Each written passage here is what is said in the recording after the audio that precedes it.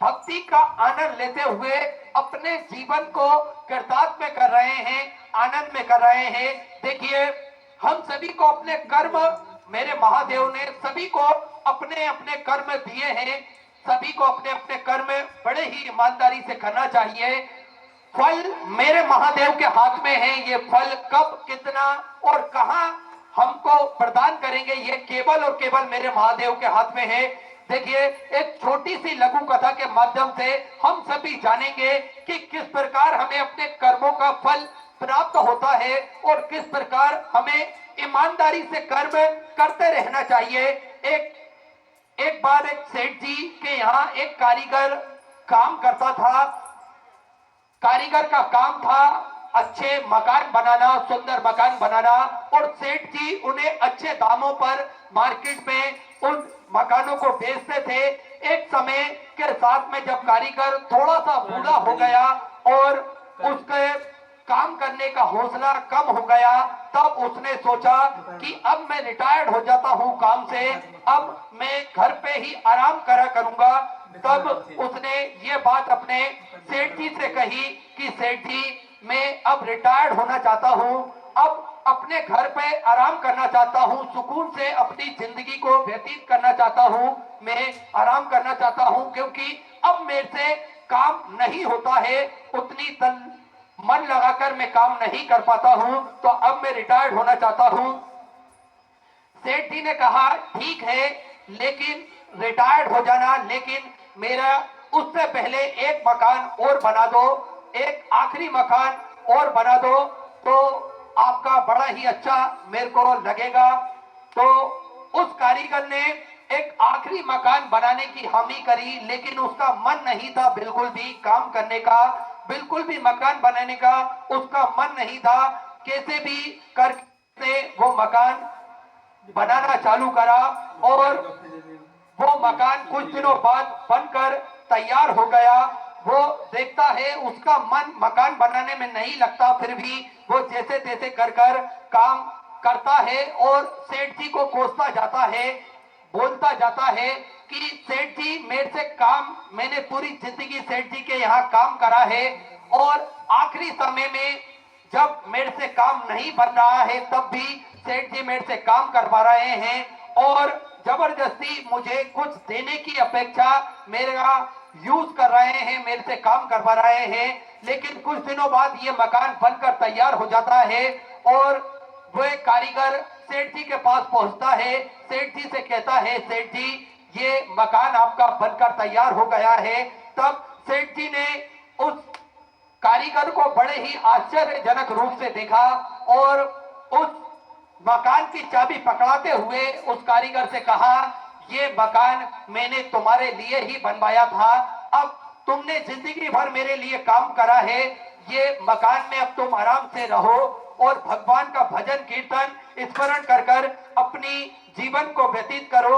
अब ये कारीगर थोड़ा सा पछताने लगा, क्योंकि ये मकान में उसको खुद को ही रहना था, मकान उतनी अच्छी तरीके से नहीं बना था जितने के पहले बाकी मकान बने थे, उतनी अच्छी तरीके से ये मकान नहीं बना था।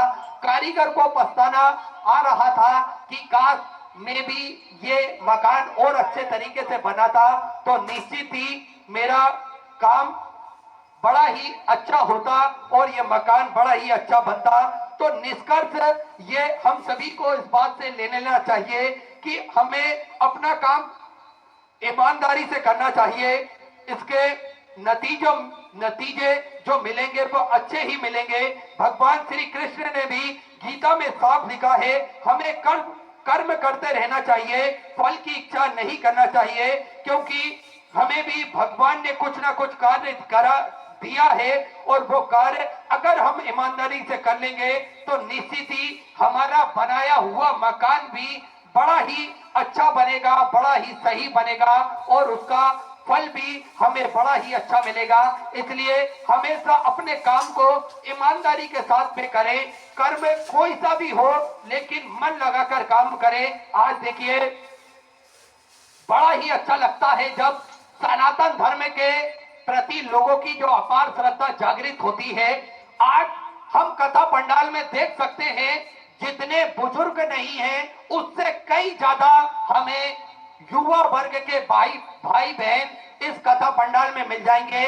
आज हम सभी देखते हैं किस प्रकार से युवा वर्ग के भाई बहन कथा पंडाल में सेवा प्रदान कर रहे हैं, लोगों को सही स्थान पर बिठाने का कार्य कर रहे हैं, लोगों की गाड़ी अगर फंसती है तो उस गाड़ी को निकालने का कार्य कर रहे हैं, अगर भक्तों को किसी भी प्रकार की दिक्कत परेशानी होती है तो ये सेवाधारी जो युवा वर्ग के लोग हैं ये सभी सेवा सभी भक्तों को प्रदान करते हैं और निरंतर भगवान की भक्ति में भी लीन रहते हैं। एक बार सभी जो भी वॉलेंटियर लगे हैं, जो भी सेवा का कार्य कर रहे हैं, उन सबके हित में एक बार जोरदार ताली बजाकर स्वागत करें।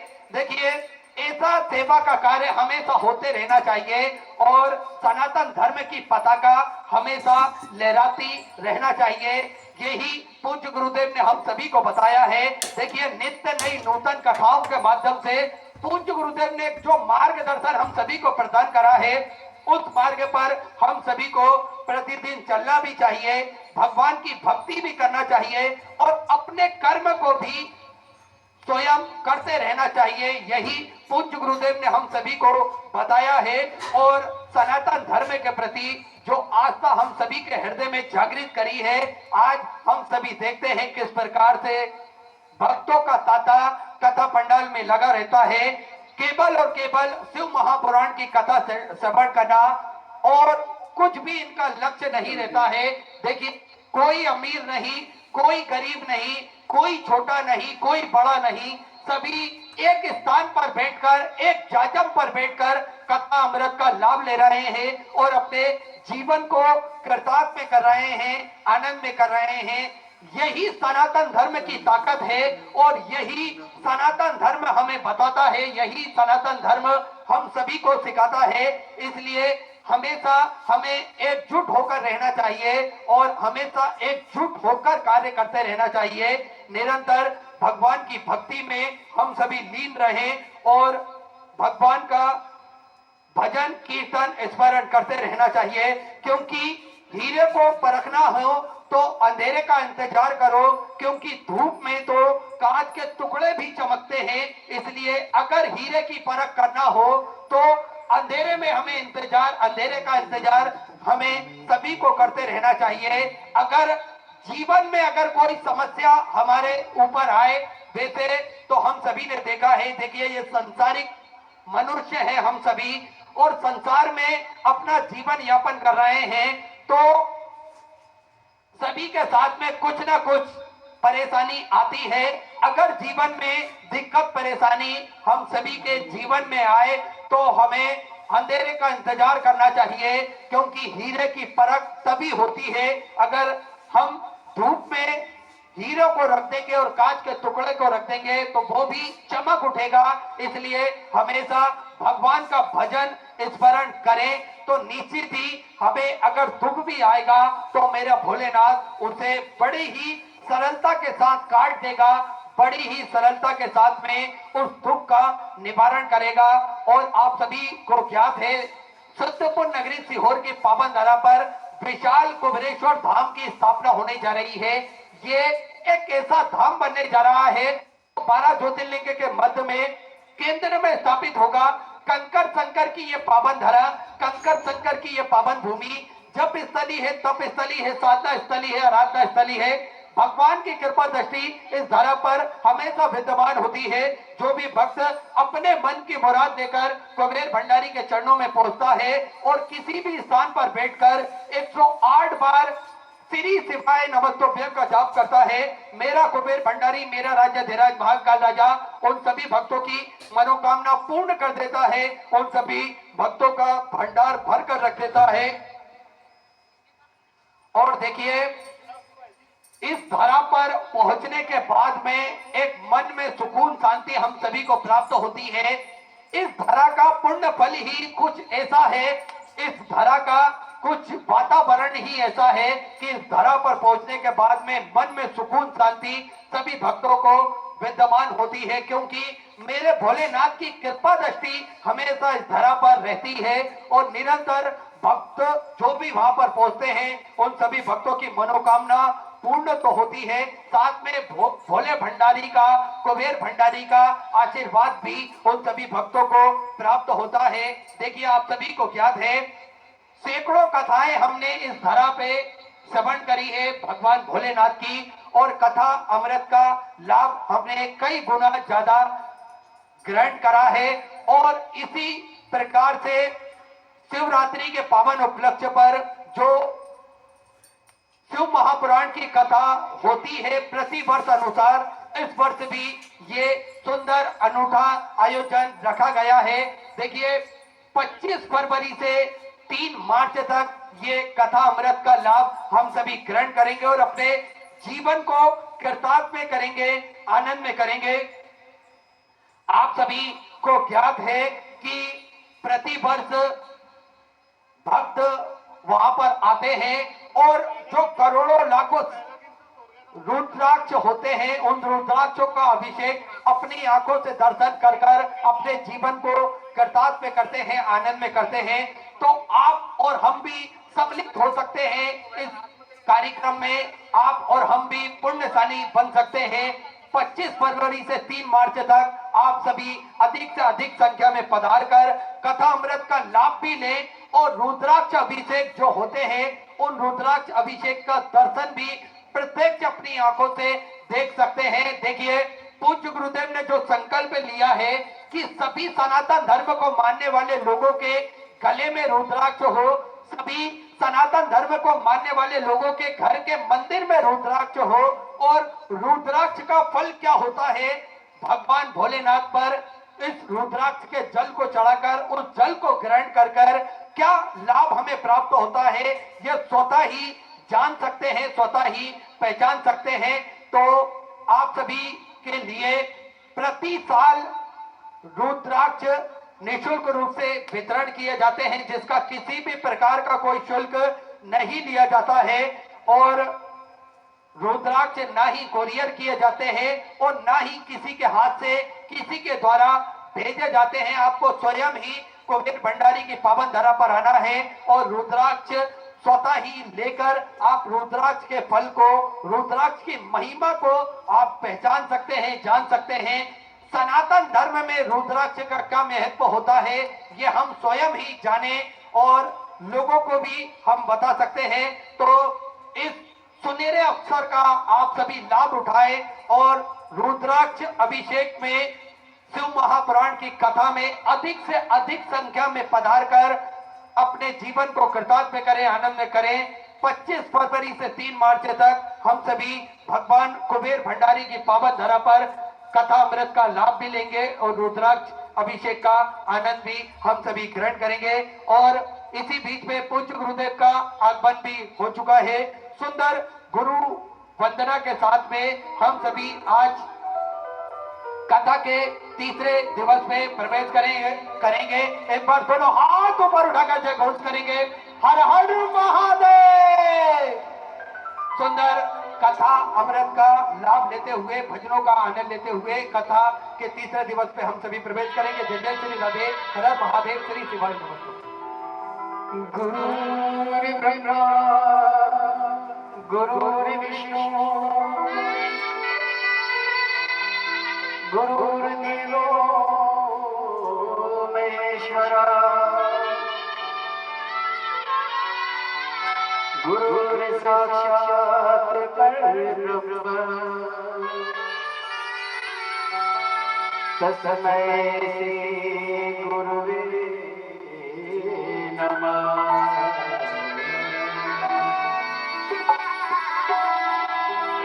दरि दरि का पसीना छूट गया, दरि दरि का पसीना छूट गया, जब से गुरु का द्वार मिला, द्वार मिला, द्वार मिला, जब से गुरु का द्वार मिला, द्वार मिला, द्वार मिला,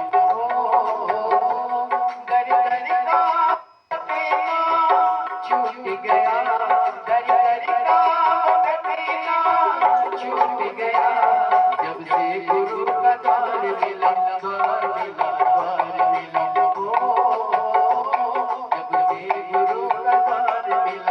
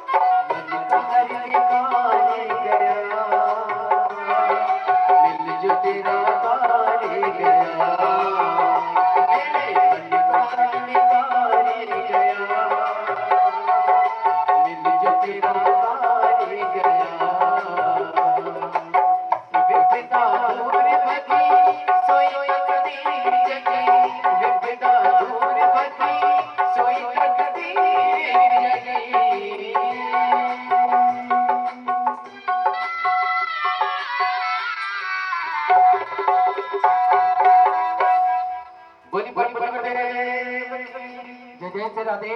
सभी भक्तों को हर हर महादेव सदा जैसे गिरदार श्री सेवाएं नमस्तोभ्यम।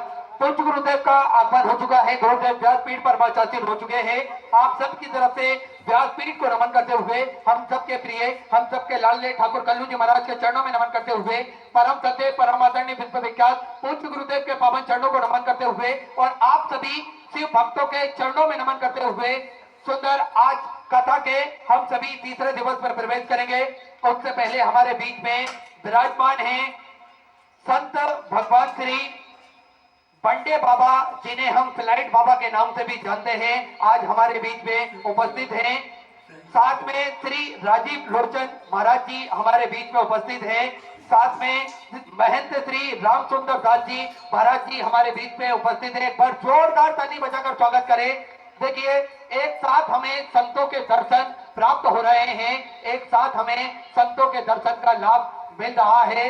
सुंदर हम सभी आनंद में लें। और मैं आमंत्रित करना चाहूंगा रायपुर ग्रामीण विधायक महोदय श्री मोतीलाल जी साहू, बड़े ही आदर और सम्मान से मंच पे पधारे, व्यासपीठ का पूजन करें और पूज्य गुरुदेव से आशीर्वाद प्राप्त करें। साथ में विधायक घरसीबा से श्री अनुज जी शर्मा, आप भी बड़े ही आदर और सम्मान से मंच पर पधारे और व्यासपीठ का पूजन करके पूज्य गुरुदेव से आशीर्वाद प्राप्त करें। महापौर वीर गांव से हमारे बीच में पधारे श्री नंदलाल जी देवांगन, आप भी बड़े ही आदर और सम्मान से मंच पे पधारे, व्यासपीठ का पूजन करें और पूज्य गुरुदेव से आशीर्वाद प्राप्त करें। साथ में नंद कुमार जी देवांगन, अहिल्या जी देवांगन, आप भी बड़े ही आदर और सम्मान से मंच पे पधारे, विजय जी देवांगन, कविता जी देवांगन, हेमंत जी देवांगन, सुनीता जी देवांगन, विनोद जी देवांगन, द्रौपदी जी देवांगन, हीरालाल जी देवांगन, सरस्वती जी देवांगन, बड़े ही आदर और सम्मान से मंच पर पधारे और व्यासपीठ का पूजन करके पूज्य गुरुदेव से आशीर्वाद प्राप्त करें। सुंदर आप सभी को ज्ञात है, सेवा का कार्य श्री विठले सेवा समिति के सानिध्य में जो सतत रूप से चलता है, जिसमें भोजन भंडारा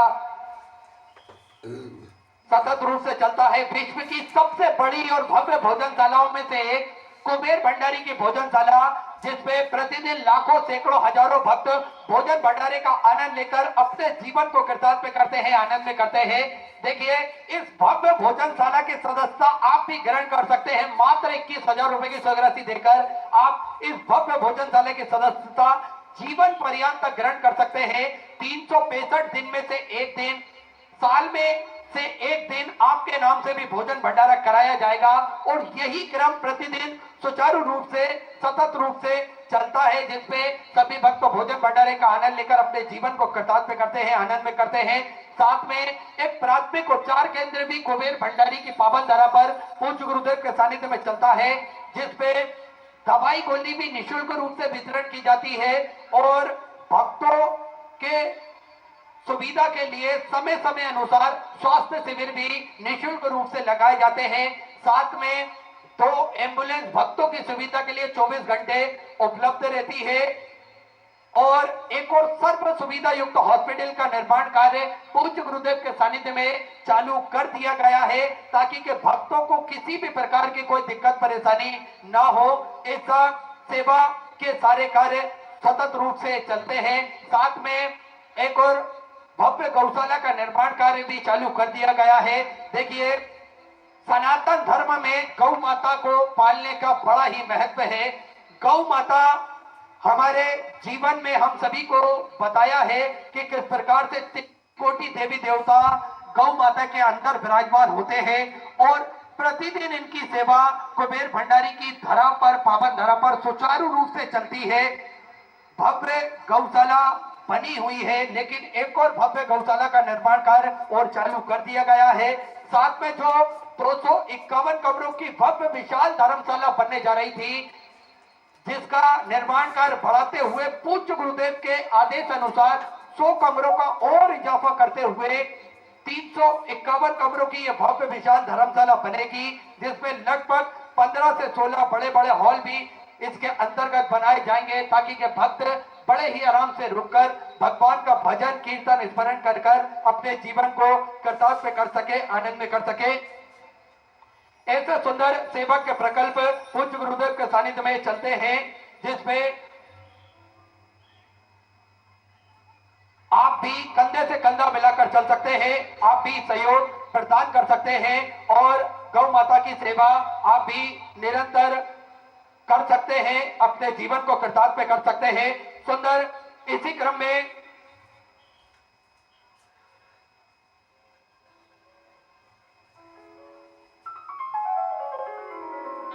सुंदर दीप प्रज्वलन का जो क्रम है, आज जो भी महान अनुभव हमारे बीच पे पधारे हुए हैं, ये सभी पधारे श्री राजीव लोचन महाराज जी, मोतीलाल जी साहू विधायक महोदय, अनुज जी शर्मा विधायक महोदय, महेंद्र राम सुंदर दास जी, नंदलाल जी दिवंकर, आप सभी पधारे दीप प्रज्वलन का कार्य पूर्ण करें। सुंदर आज कथा के हम सभी तीसरे दिवस में प्रवेश करेंगे। उससे पहले जिन दानदाताओं ने, जिन बाबासाओं ने मंदिर, गौशाला, वृद्ध आश्रम, अन्य क्षेत्र में अपनी सहयोग राशि प्रदान करी, उन सभी पवनशाली पुण्यशाली दानदाताओं के नाम श्री हरिओम जी फिरोजाबाद से 500 रुपए की सहयोग राशि आपने समृद्ध की। कुसुम जी शर्मा हिमाचल प्रदेश से 11,000 रुपए की सहयोग राशि आपने बाबा कमलेश्वर धाम में समृद्ध की। बहुत बहुत बधाई। विचार आपके सहयोग राशि आपने समृद्ध की।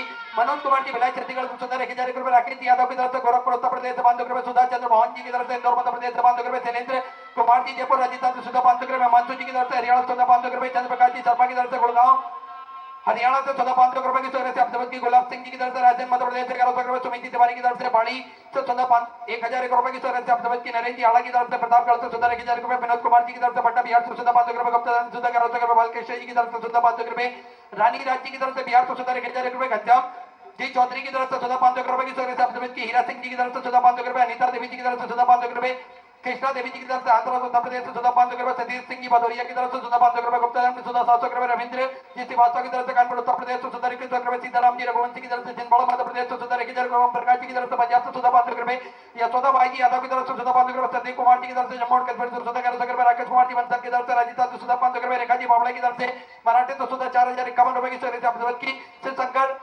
राव जी की तरफ से आश्रम सोल से 500 रुपए की सहयोग से आप सबकी। चंद्रकांत जी गौरव जी बंसल की तरफ से जयपुर राजस्थान से 500 रुपए, शिव कुमार जी साके की तरफ से ग्वालियर मध्य प्रदेश से 500 रुपए, शंभू जी चौधरी की तरफ से वेस्ट बंगाल से 21,000 रुपए की सहयोग से देकर आजीवन भोजन बड़ा रक्षा ग्रहण करी। सोने अक्षरों में अपना नामांकित करा। बहुत बहुत बधाई। सुधा विचार आपके सुधा सहयोग से आप सबकी। देवेंद्र जी वर्मा की तरफ से 500 रुपए, श्री राम कृपाल जी की तरफ से बलौदा बाजार छत्तीसगढ़ से 500 रुपए, सुदर्शन जी मिश्रा की तरफ से 1500 रुपए, श्रीकांत जी प्रसाद जी की तरफ से 500 रुपए, शेखर राम जी पटेल की तरफ से जलगांव मराठे से 1,000 रुपए की सहयोग से आप सबकी। गीता बेद वीरेंद्र भाई जी की तरफ से गुजरात से 1,000 रुपए, जग तारण देवी जी की तरफ से बिहार से 2,500 रुपए की सहयोग से आप समर्पित की। आरके सिंह जी की तरफ से आगरा उत्तर प्रदेश से 525 रुपए की सहयोग से आपने समर्पित की।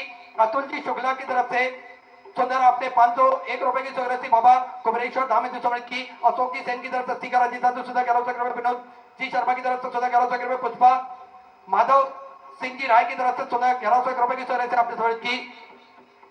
छाया जी कन्नौज जी की तरफ से 500 रुपए, गुप्ताधन कोटा राजस्थान से 3,000 रुपए की सहयोग से आप की। वैशाली नागेर जी की तरफ से सोलापुर मराठे से 1,000 रुपए की सहयोग से आप की। श्री प्रसाद रामाकांत जी माड़े की तरफ से 21,000 रुपए की सहयोग से देकर आजीवन भोजन बड़ा रक्षा ग्रहण करी। सुनील अक्षरों में अपना नामांकित करा। बहुत बहुत बधाई। चौदह विचार आपके सुधा सहयोग से आपने सहयोग की।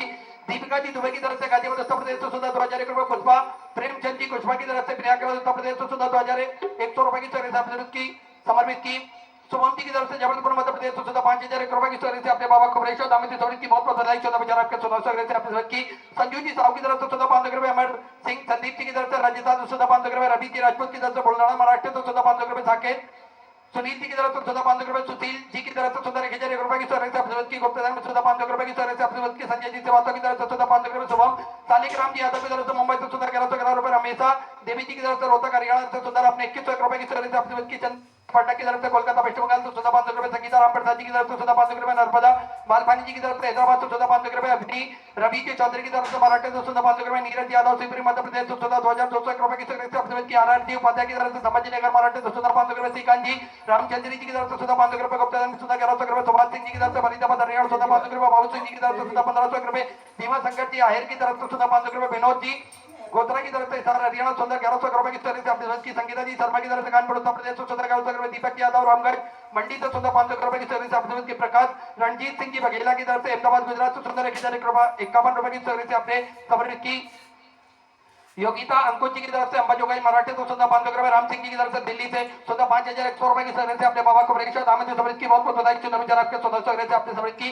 विकास यादव जी की तरफ से 14,500 रुपए, राधा चरण जी शर्मा की तरफ से बिलासपुर छत्तीसगढ़ 14,500 रुपए, मोहित जी गौर की तरफ से नर्मदापुरम मध्य प्रदेश से 2,401 रुपए की सर्विस आपकी समझ की, कुलदीप सिंह जी की तरफ से जयपुर राजस्थान 2,500 रुपए, नैतिक जी की तरफ से ग्वालियर मध्य प्रदेश से 500 रुपए, अरविंद जी चौधरी की तरफ से 14,500 रुपए, गुप्ता रानी सोनीपत हरियाणा 14,500 रुपए, सपना विकास पाल जी की तरफ से 14,1,000 रुपए, सुमित्रा बाई जी राम जी की तरफ से हिंगाट से 14 आपने 500 रुपए की सर्विस समझ की, लक्ष्मीकांत जी सूर्यवंशी की तरफ से 14,500 रुपए, अंकित जी शर्मा की तरफ से 14,500 रुपए, सुशीला बाई की पांडे की तरफ से 14,500 रुपए, सराट जी की तरफ से पदमपुर से 14,500 रुपए, नीरज जी की तरफ से गंगानगर से 14,1,000 रुपए, अनीस जी दबे की तरफ से यवतमाल मराठी से 14,500 रुपए, विनीता जी की तरफ से सागर पदक से 3,100 रुपए की सर्विस आपने बाबा गुणेश्वर धाम में सर्विस की बहुत बहुत बधाई। सभी संदाताओं को मैं हृदय की आनंद गहराई से नमन करता हूँ, दंडवत करता हूँ, प्रणाम करता हूँ। सुंदर स्वग्रसी आपने सर्विस की, जो वक्त अपनी स्वग्रसी मंदिर गौशाला वृद्धाश्रम अन्य क्षेत्र बाबा गुणेश्वर धाम में समर्पित करना चाहते हैं, वे टीवी स्क्रीन पर श्री विठलेश्वर सेवा समिति के 2 अकाउंट नंबर एक्सिस बैंक का और सेंट्रल बैंक ऑफ इंडिया का चल रहा है। दोनों में से किसी भी अकाउंट में अपनी स्वराशि जमा कर अपना नाम व्हाट्सएप पर आप भेज सकते हैं।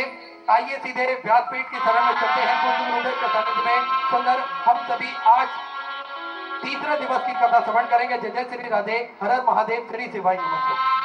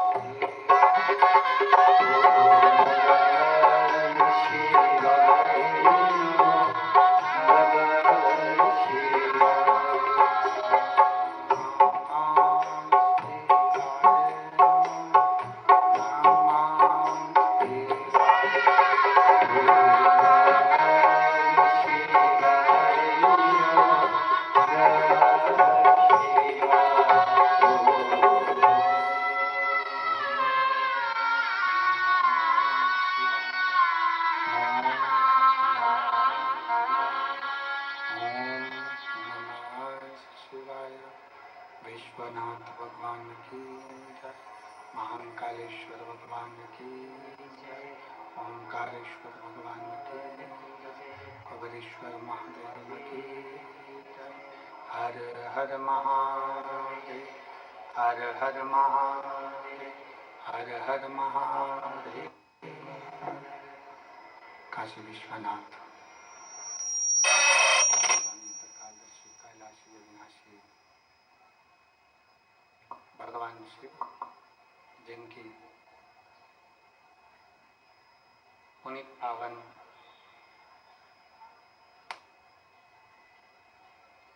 शिव महापुराण की कथा संपूर्ण विश्व के कल्याण हेतु बाबा देवादिदेव महादेव की कृपा से, उनकी करुणा से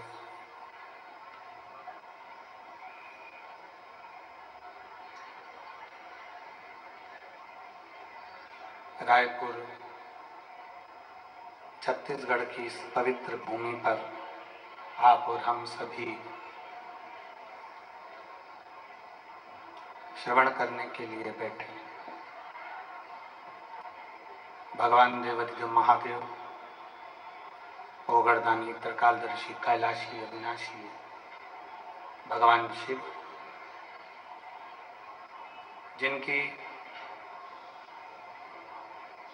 बड़ी अनुपम कृपा, करुणा, उदारता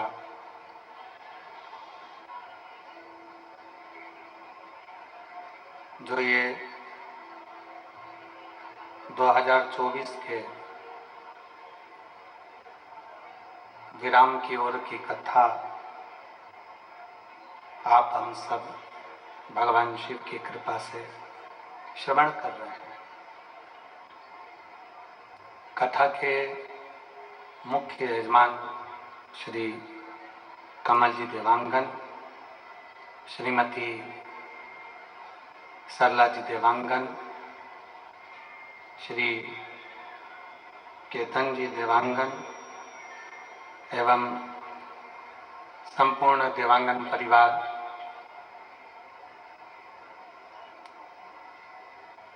जिन्होंने इस पवित्र पावन कथा का आयोजित कर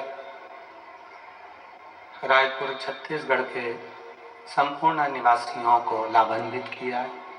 एक बार यजमान परिवार के लिए जोरदार ताली बजाकर स्वागत अभिनंदन। कथा मंडप में विराजमान परम पूज्य संत शिरोमणि श्री राजीव लोचन महाराज जी, जिनका आशीष वचन आप और हमको हमेशा मिलता रहा है। कथा में ही विराजमान महंत श्री 1008 श्री राम सुंदर दास जी महाराज, शिवरी नारायण वाले महाराज जी का आशीर्वाद प्रत्येक छत्तीसगढ़ की कथा में यदि महाराज जी को सूचना मिलती है तो जरूर पधारते हैं, ऐसा आशीर्वाद उनका मिलता रहा है।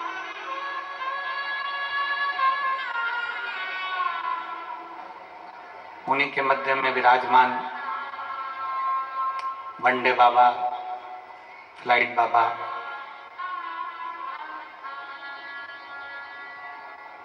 जिनका आशीर्वाद आप और हमको लगभग 2-3 कथाओं से निरंतर प्राप्त हो रहा है, जो 24 घंटे से ज़्यादा किसी प्रदेश में नहीं रुकते और 24 घंटे से ज़्यादा किसी देश में नहीं रुकते, ऐसा आशीर्वाद उनका हमको प्राप्त हो रहा है। कथा में विराजमान श्री मोतीलाल साहू जी, विधायक रायपुर ग्रामीण क्षेत्र से, एक बार जोरदार ताली बजाकर उनका स्वागत वंदन अभिनंदन। श्री विधायक श्री अनुज शर्मा जी धरसीवा से, एक बार उनको अभी जोरदार ताली बजाकर स्वागत वंदन अभिनंदन। श्री नंदलाल जी देवांगन जी महापौर बीर गांव से, एक बार उनके लिए भी जोरदार ताली बजाकर स्वागत वंदन अभिनंदन। कथा मध्य में विराजमान परम पूज्य महेंद्र नारायण जी शास्त्री जी, उनका भी बहुत बहुत साधुवाद। सभी के संतों की मूर्ति के दर्शन कर व्यासपीठ के माध्यम से शिव भक्ति को प्राप्त करने का एक सौभाग्य आप और हमको मिला।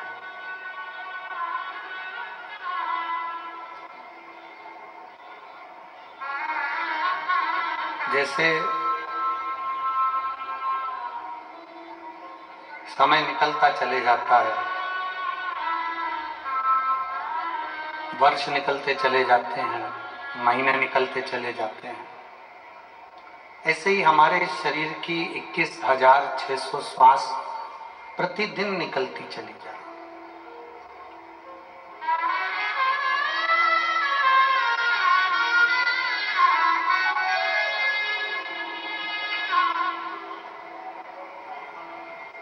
और हम उन्हीं 21,600 श्वास में अपने जीवन को कैसे जी रहे हैं और कैसे भगवत भजन कर रहे हैं, यह आपके ऊपर निर्भर करता है।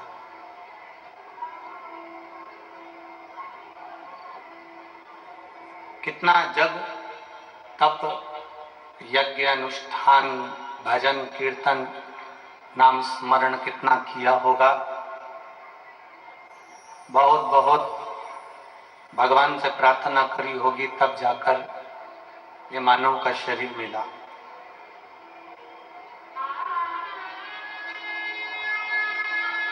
और उस मानव के शरीर को पाने के बाद भी भारत वतन मिला,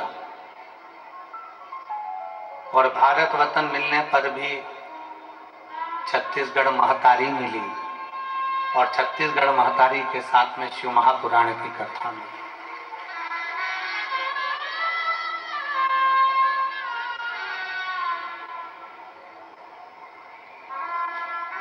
कुछ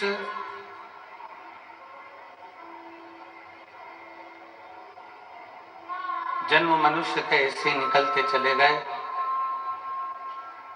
83,99,999 योनियां काटते काटते काटते काटते अंतिम योनि मनुष्य की आई।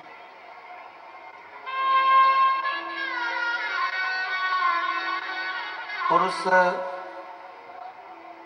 मानव योनि में भी अगर हम भगवान का भजन ना कर पाए तो फिर वापिस पुनरपि जननम पुनरपि मरणम, फिर जन्म फिर मृत्यु, फिर जन्म फिर मृत्यु।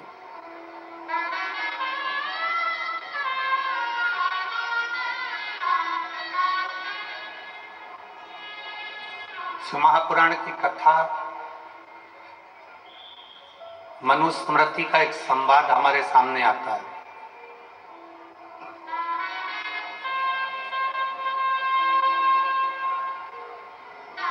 मनुस्मृति में कहा गया है कि अगर कोई अतिथि अपने दरवाजे पर आए तो उसको भोजन अवश्य दो।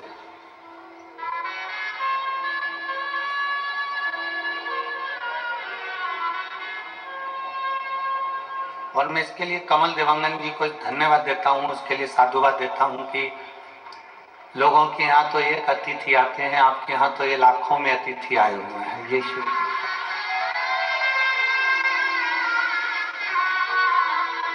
और कोई आपके माता पिता की पुण्याई है कमल जी, कहीं आपके माता पिता की पुण्याई है, कहीं दादा परदादा की पुण्याई है, और कोई पुण्य पूर्व का करा होगा जो ये आप इस पवित्र कथा के यजमान पद ग्रहण कर कर इतने शिव भक्तों का मुख झूठा करा रहे हैं। उसके साथ उसके लिए बहुत बहुत साधु है, नमन।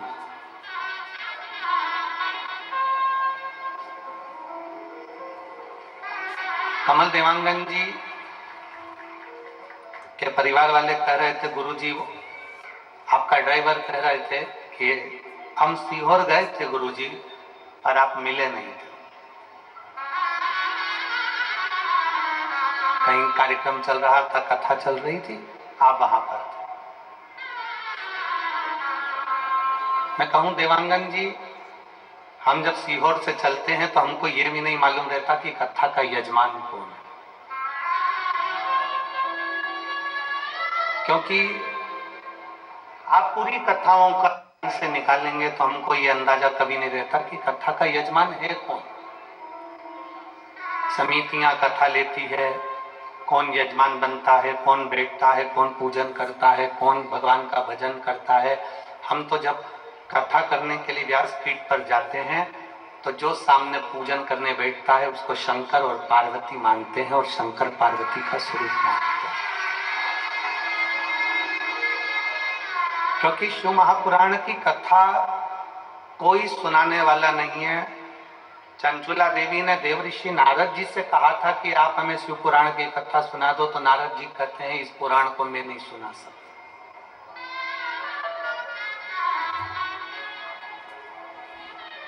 इस पुराण को मैं नहीं सुना सकता, क्योंकि मैं एक जगह पर स्थिर रहकर इस कथा का वाचन नहीं कर सकता, क्योंकि मुझे श्राप लगा। फिर शंकर की कथा कौन बाचेगा? तो कहा भागवत के वाचने वाले हों, राम कथा के वाचने वाले हों, विष्णु पुराण के वाचने वाले हों, सारे पुराणों को वाचने वाले होंगे, पर शंकर की कथा का वाचने वाला कोई दूसरा नहीं हो सकता। वो शंकर का ही कोई कृपा पात्र होगा जो शिव महापुराण की कथा का वाचन करेगा। तो शिव की कृपा से चंचुला देवी को तुमरुका जी मिले।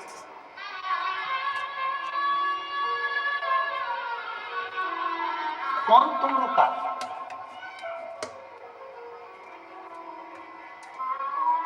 तुमरुका कौन? वो तुमरुका जिसका स्वरूप नारद जी जैसा है और मुख घोड़े का लगा है। वो भी करताल बजाता है, वो भी बीणा बजाते हैं। नारद जी एक जगह नहीं टिकते, वो चलते रहते हैं। और तुमरुका जी एक जगह पर रहकर भगवान शंकर की ऐसी भक्ति करते हैं कि मुख में अन्न का दाना नहीं लेते। केवल बेलपत्र के वृक्ष पर कोई जल गिरता है आसमान का, उस जल को मुख में धारण कर लेते हैं। अन्यथा तुमरुका जी भूखे रहकर शंकर की भक्ति में 24 घंटे डूबे रहते हैं।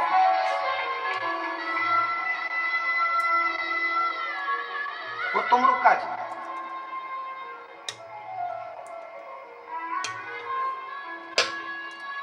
एक बार नारद जी के भांजे से तुमरुका जी की मुलाकात हो गई थी।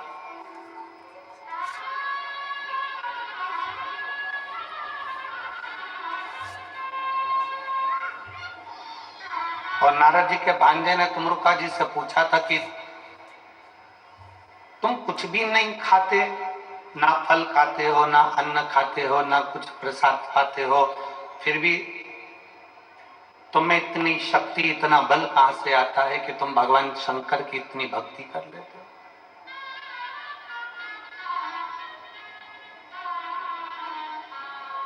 तुमरुका जी ने एक बात कही थी, मैं इस छत्तीसगढ़ की पवित्र भूमि से देश विदेश में बैठे हुए सभी शिव भक्तों को और आस्था चैनल पर सुन रहे सभी शिव भक्तों को और फेसबुक यूट्यूब के जुड़े हुए सभी शंकर के उपासकों को रायपुर की इस पवित्र भूमि से कहना चाहूंगा। तुमरुका जी ने नारद जी के भांजे से एक बात कही थी कि माया का काम है शंकर की भक्ति से दूर करना।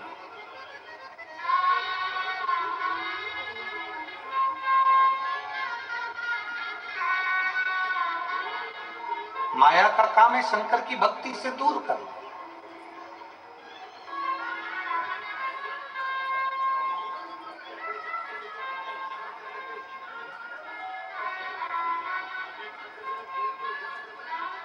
माया का काम है शंकर जी की भक्ति से तुमको दूर कर देना, तुम्हें धन दे देना, वैभव दे देना, सत्ता दे देना, प्रतिष्ठा दे देना, सम्मान दे देना, सब कुछ माया तुमको देगी और भगवान से तुमको दूर कर देगी। भगवान से तुमको दूर करेगी। तुमरुका जी कहते हैं नारद जी के भांजे से कि सुनो,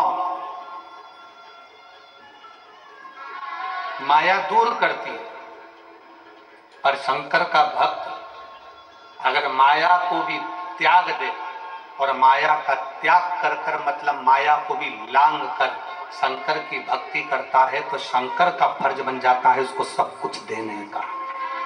ये शिव का फर्ज है।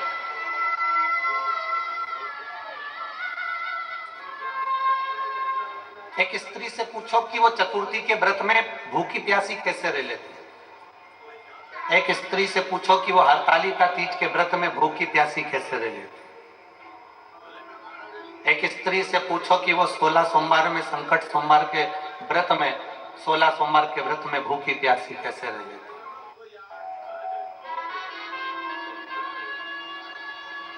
आप उस स्त्री से बात करोगे कि तू हरतालिका तीज का व्रत है, तूने कुछ खाया नहीं, तूने कुछ पिया नहीं, पानी पी नहीं रही है, थूक तक निकल नहीं रही है, ना तू कुछ खा रही ना पी रही, चतुर्थी का व्रत ना तू कुछ खा पी रही, तेरे में शक्ति कहां से आती है, तेरे में बल कहां से?